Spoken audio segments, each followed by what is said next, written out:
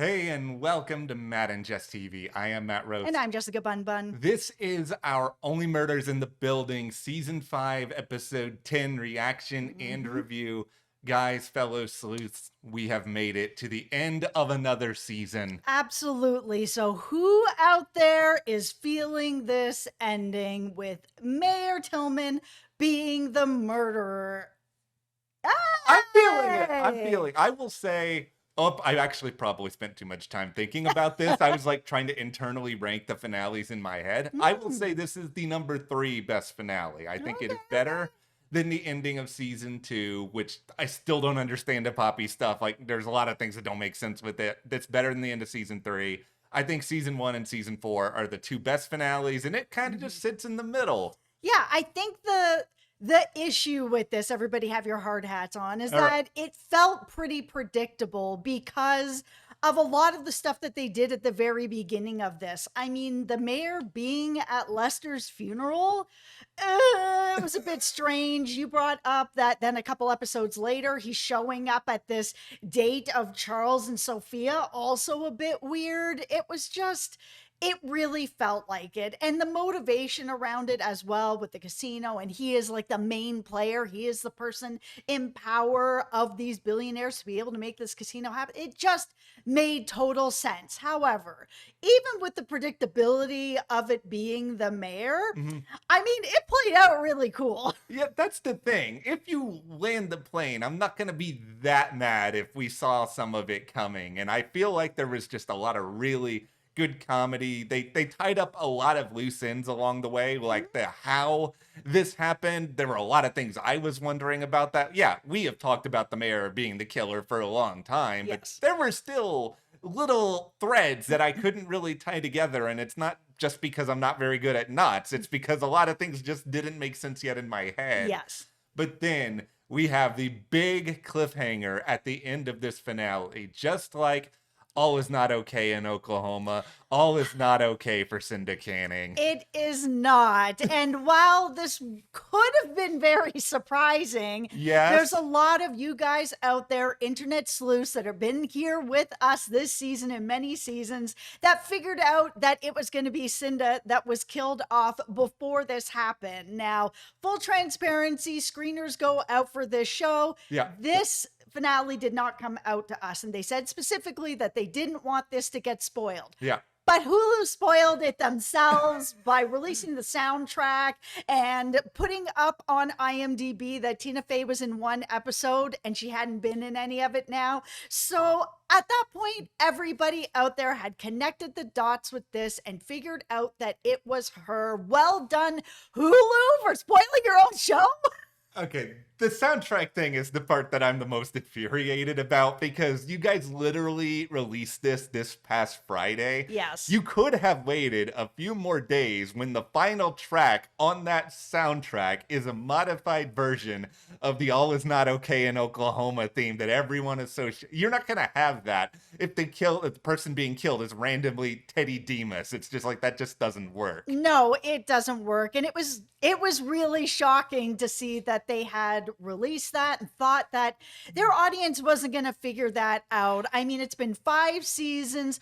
All of us that are in this fandom, I mean, we are part of the Only Murder Sleuths Club here, and we dig into everything. And while IMDb is not always correct, and trust me, it is not always correct, it was correct here, where she was in one episode, and it was the finale. So why would she be in the finale if it wasn't for something like this? Well, one question we want to hear from you guys is if you were not spoiled by the Tina Fey ending, what did you think about it? Because it's kind of hard for us to like reverse engineer our minds when we sort of knew there was a good chance of this. So the end of this finale, it probably just couldn't land on us as well as it would have if we had been completely blind to what they were doing. Yeah, because a lot of us had figured out what was going on. It was difficult to land, but that doesn't mean that going into season 6, this isn't going to be a really interesting murder. I mean, Tina Fey, it's going to be very funny. We're going to talk about what we know about season 6, which was renewed today. We can all celebrate that. We'll talk about that in this video. We have a lot more to say on the season 5 finale, as well as one possible clue to the overall big bad Moriarty mystery that we have been talking about on this channel for years. Yes. Before we get into any of it, though, be sure to hit that subscribe button because we are in the midst of so much good stuff here at the channel. Welcome to Derry premiered just days ago. The premiere was excellent. We had a really, really good time talking about that here and sort of combing through all the different things going on there. Absolutely. It is scary though. So Yes. guys, make sure you really have your hard hat on for that. If horror is not your thing, it definitely, that premiere gave me nightmares, but it was so good. It's such a good ride. But also, you can follow us over on our Patreon. Right now, we're covering Slow Horses, and we are gearing up to be covering another Apple TV show, which is Down Cemetery Road. Ooh. Another mystery starring Ruth Wilson, Yeah. done by the same writer who does Slow Horses. Yeah, I really hope you guys are going to enjoy that show. And thank you for everyone who is supporting us on Patreon. Yeah. All right. First and foremost, Tina Fey, the death of Cinda Canning. What does this mean for Only Murders moving forward? Yeah, I mean, it's an exciting prospect. I mean, the idea that she was going to have died outside the building and, you know, made her way all the way back from the UK just to be at the building so that the trio would investigate what has happened to her putting her hand through the gate. I mean, it was so dramatic, but at the same time, it is nice that they have kept it that it's to the building.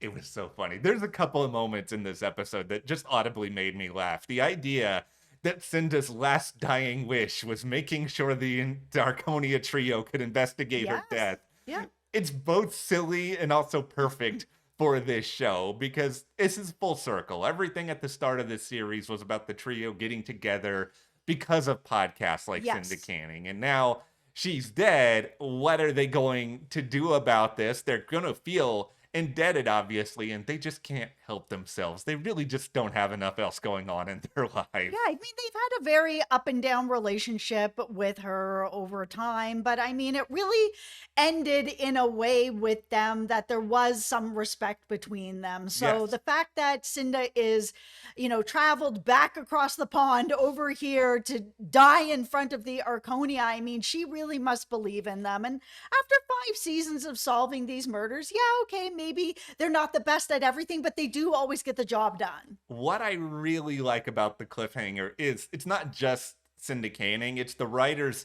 putting themselves in a hard of corner as possible here because they have to explain why Cinda Canning looked like the subject that she was supposedly talking about on this new podcast Yeah, with the girl curls. with the curls. Is she her own subject? Is she talking about herself on the podcast? Also, what condition was she in when she got off the plane? Did she know someone was following her? Was this a really slow death or did this happen after she landed? Yeah, this is the biggest mystery with it. If she is in the UK and she's doing this podcast about the girl with the curls and now she is the girl with the curls showing up in New York City, when exactly did she get murdered? Is this something like a poison that took a while and she was like, you know what? I have to make sure that this happens here at the Arconia. I know that I've been poisoned. There's no cure for it. I have to get to somebody who's going to be able to help me, and it's this trio.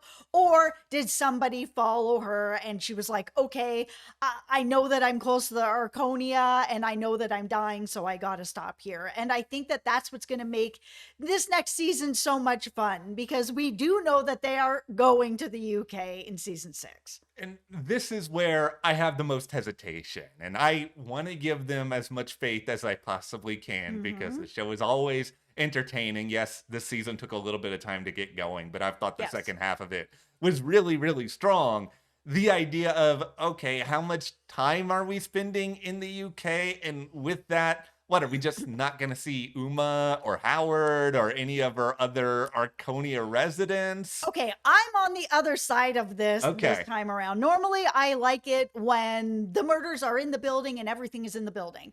And we just spent this whole season in the building. So I feel that a little adventure is going to be okay. As long as it's not every single episode is in the UK. There has to be some of it that's taking place at the Arconia and back in New York City. So if it's like a little bit at the beginning in New York, York, and then some in the middle that they're having this bit of an adventure and sort of a fish out of water, seeing Yep. them in a new place, and how they're able to still sleuth when they don't have their own tools at their disposal, where it's like, oh, we're really familiar with the building, with the residents, we have people we can talk to. They don't have any of that there. It's going to be completely different. That's going to be a little bit of the fun. And I think there's a couple of logistical slash strategic reasons why this has happened here. So I'm tinfoil hat. All right. So the first one is that because the trio literally just took down the mayor of New York City and three of the most wealthy people in the world, Yep. they're not really underdogs in New York anymore. And I Right. think the idea of this show is you constantly want to feel like your main characters are up against something. And in London, at least as it is often depicted, I've never been to London, but it's often depicted that people there, they don't really care too much about what you've done or your achievements. I know this from watching Ted Lasso. And ironically, Ted Lasso season 4, he's coaching a women's team. And I think a big part of that is because he wouldn't be an underdog anymore if he continued with the guys, because they'd already had so much success. So I think there's a part of this that caused the writers to relocate the show. But I think beyond all that, they were probably thinking, okay, we have an opportunity in London to maybe bring a lot of UK-based actors onto the show who they couldn't get previously. Gary Oldman. Can Jackson Lamb and Oliver Putnam meet? I will sell you my soul. No, I think that there is a lot of opportunity in the UK, and you're right. I mean, they've had a movie made about them with Yes. huge stars starring as them. They now have this, exclusive deal at Wondify. It's still kind of been surprising to me that they're not more famous than they are, with having a movie made about you with huge stars Yeah. playing you. Like, whatever happened to this movie then? It just nothing? Okay, I don't know if Where this is are the fans? really good question. Also, I don't know if it's fair for me to be beefing with the show or not over the timeline, because I am incredibly confused. So bear with me, guys. There was a pretty direct pickup from season 1 to season 2, right? Like, there wasn't, as far as I remember, that much of a time jump. And we've had that a couple of times. We had a longer time jump between season 2 and season 3. Yeah, We had- there was like a year or something like that. And now we've only had 3 months since the murders. And now they're talking, it's been 5 years since we first kind of got tickets. How has it been 5 years? I know. This is starting to get like the Blacklist, where I have no understanding how old anyone is anymore. And that's okay. You know what? It's not important. No, it's real. That's why I'm not going to get too upset about that. What I will be really excited about with Cinda is that we already saw her previously reinvent herself after season 2 and the Yep. whole Poppy disaster. Yep. She basically became this weird beige wearing guru for a little. She just doesn't seem to have a singular persona anymore. What was she doing in the UK? Was she faking a British accent? She's not in the. There's just a lot of different things to explore with her there. Yeah, she's had such an interesting journey as well, because she was such a popular podcaster, famous, fall from grace, everything with Poppy. Yeah, she reinvented herself as this Yep. weird guru. And then now it's like this season has ended with her back doing what she was best known for, except now she's doing it somewhere else, and she's back in the same genre again. And it's cool to see that it has come back around, but there is a period of time here from when we kind of saw her as this like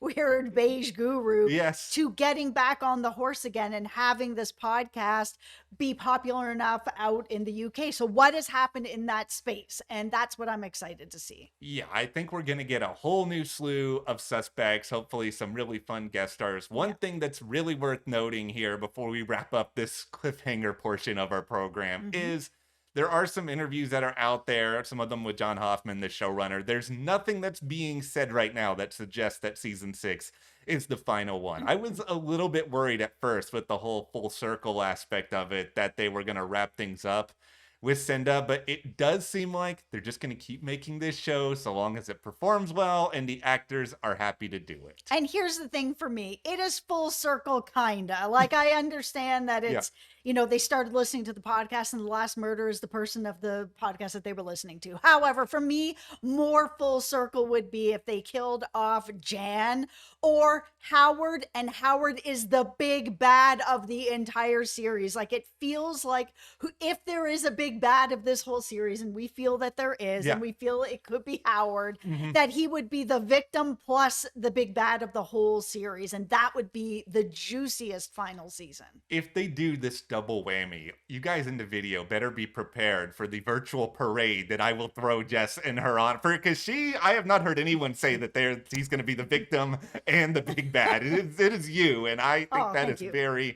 it's a very exciting prospect. I hope we We'll get see. I'm often wrong, so we'll see. Okay, well, listen, you know what we're not wrong about is the mayor. And there's a lot of we were different not. reasons why we figured this out. To me, the biggest thing that I settled on, and you mentioned this earlier at the start of the video, is the restaurant. And the moment we learned about, okay, Sophia was having an affair with somebody, it Yeah. just became too coincidental that he was going to meet Charles and Sophia at that restaurant when this is New York. I've seen Top Chef. They talk about thousands of New York restaurants on there. It is just too much of a stretch that he's randomly going to be around the trio on two different instances. Yeah, for me, the big giveaway was the funeral. It just didn't make any sense why the mayor of New York was going to be at Lester's funeral, where he basically was like, I don't really know him. It's like, Yeah. okay, you don't know him, but you're at this funeral and you're speaking at it. Like, it wasn't enough of this idea of like, oh, I'm the guy out here shaking hands and doing whatever. Okay, you're showing up to a doorman's funeral. Something wasn't right. It didn't make any sense. It was the same feeling I got at the beginning of season 2, which is immediately why I thought it was Poppy, because I was like, why is she at this building? She doesn't live here. There's no reason for her to be standing outside this building with Bunny being dead, having the trio coming out. Like, none of it made any sense. The thing I'm probably the happiest about with it being Mayor Tillman is just for these past few seasons, we've had relative unknowns, at least in terms of mainstream Yes, fans, yeah. end up being the killer. But here we have, Keegan-Michael Key, somebody who can really go toe-to-toe with these big comedy icons Yep. because he's a comedic icon in his own right. He's done Yes. so much sketch comedy. So to have somebody that innately funny also play evil and sort of throw people off the scent a little bit who are just going to assume, I don't know that it's someone like Romy, the assistant, who did show up at one point in this episode, and it made me be like, okay, are they really just going to go the Romy route here, and this is going to be a repeat of Poppy? Yeah, he's so funny. Like, even though we knew that it was the mayor, it really just played out so great. Even when they had the whole admission, they're like, "Oh, we actually recorded it," and he just ran out of the room. He's so funny. It's all about comic timing with the character like that, and he nailed all that. But the writers, you guys really nailed a couple of other things in here, because I had a really hard time with this finger. And I know a lot of you out there, we've seen the comments, were saying that, oh, there was something off about his finger, the way he was shaking hands at the start of this season. I didn't see it in the moment. The thing I was really struggling with is that, once again, timeline here.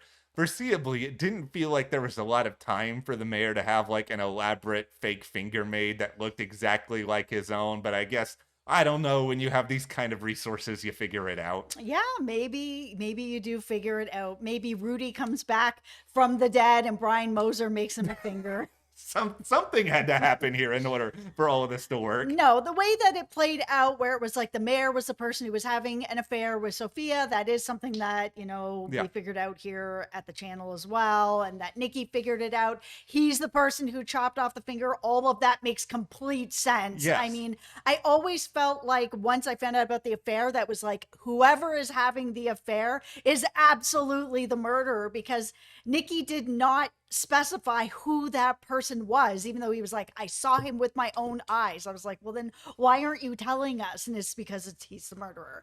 But watching that whole thing play out, thank you, writers, for not making Lester an actual murderer, that it was just a complete accident. Yeah. That he happened to be holding the cleaver and that Nikki fell on him and that he basically did it to himself.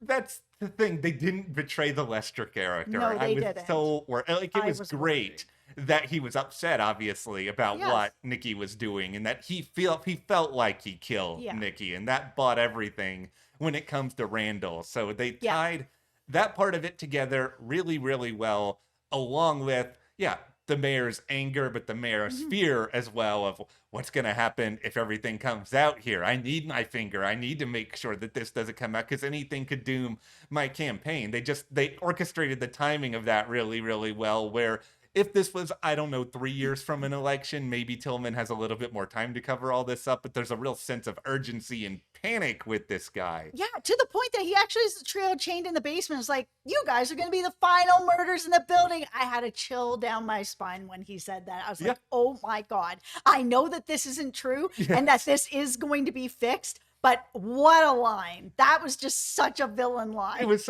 Keegan Michael was having so much fun with it too. You could just, him. He's great. Yeah, it's just when you see an actor on here who's known for mostly being silly and they get a chance to, he was still silly at times, but do some other things. It's really exciting. I understood his motive. I understood why he did everything that he did. Yeah, the whole watching them all escape and Charles doing the whole twirl down the pole, shall we say. So all of that was funny, but the funniest line, not even in this finale, but arguably the entire season to me, they all get out, they barge into the card room while Thea is performing, and Oliver, after these other two, you killed this person, he says, and there was a finger in my shrimp.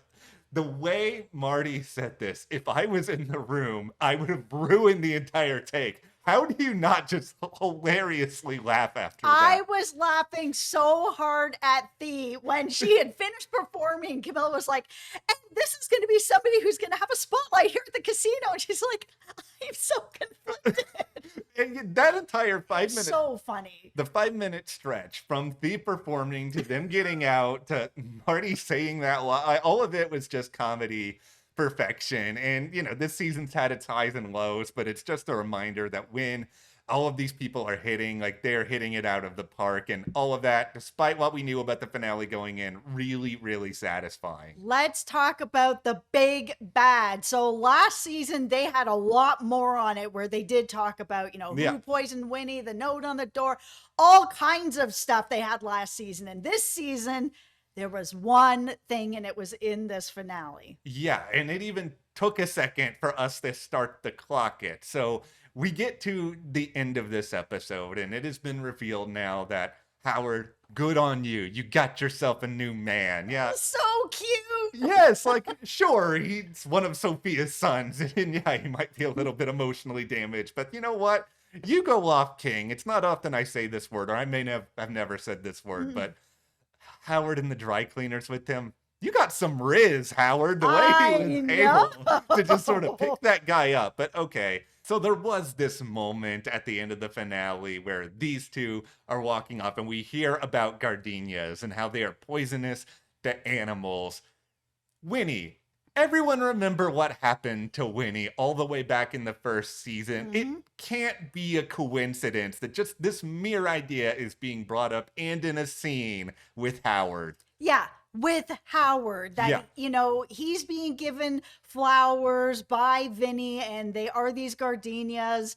And it's Howard, because Howard is the person that so many of us, and even the show's been playing around with it, this idea that he might be the person that is the big bad if there is some sort of a big bad. So the idea that he's going to be given these flowers that are poisonous, especially to animals, and we know that, Winnie was poisoned. We still don't know who, why, how any of this happened. And he's just taking these flowers, even though Vinny's like, my dad really loved them. And, I know that he's dead. Like, is this weird? And Howard's just like, nope. I'm like, oh no.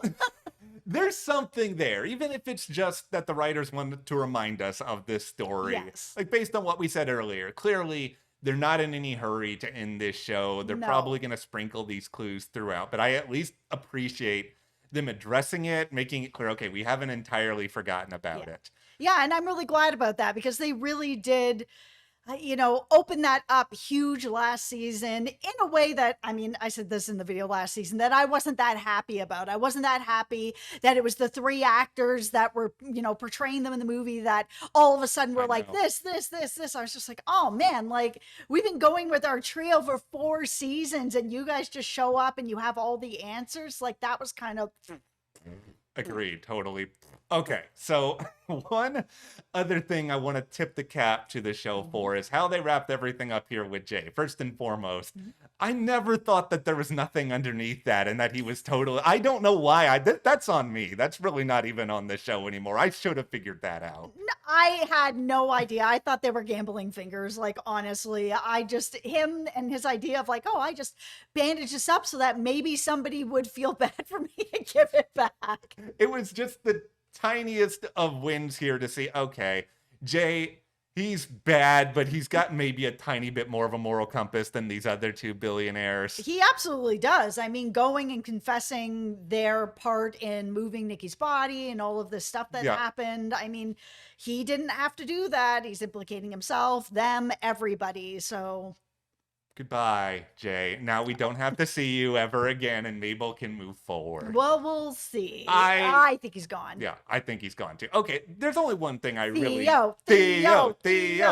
We got Teddy in this episode. Why didn't we get Theo? I know. Okay, the last thing here, this is one of the only issues I really had with this finale, is they spent a little bit too long wrapping up the story of Sophia. Whether it is, do we really need to see Nona passing away? Do we really need to see Sophia on another country? There was a couple of moments where I just felt like, okay, these scenes could be deleted. We're all just waiting at this point to find out who's going to die and how it's going to happen. You don't need to drag your feet there. Yeah, this character wasn't important enough at this point. They ended it when she was like, Charles, I'm really into you. And he was like, you know what? I'm actually going to say no to this because I don't think that this is going to be good for me. So he's progressing as a person and feeling that he doesn't want to get involved with dangerous women anymore. And that's great. It's nice to see some growth with this character.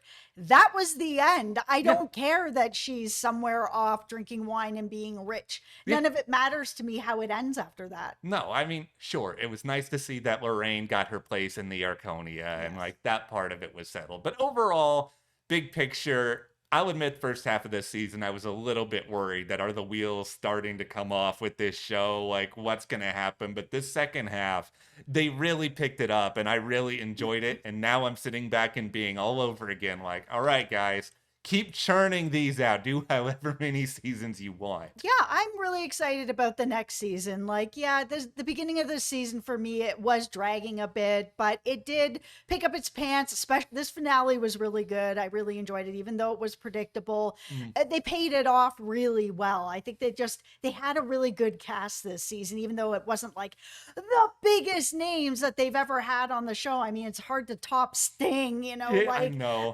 But everyone, it felt like it really fit together really, really well. And we're so happy to be talking about this show with you guys, but let us know what you thought about the finale, your season 6 hopes, how long you think the show could be running, and hit that subscribe button for more TV coverage and support us further by joining our Patreon. That link is in the description. And like Jess said, we are about to cover Down Cemetery Road, a brand new mystery over there. Thank you so much to our patrons for your support. And we will see you here next time.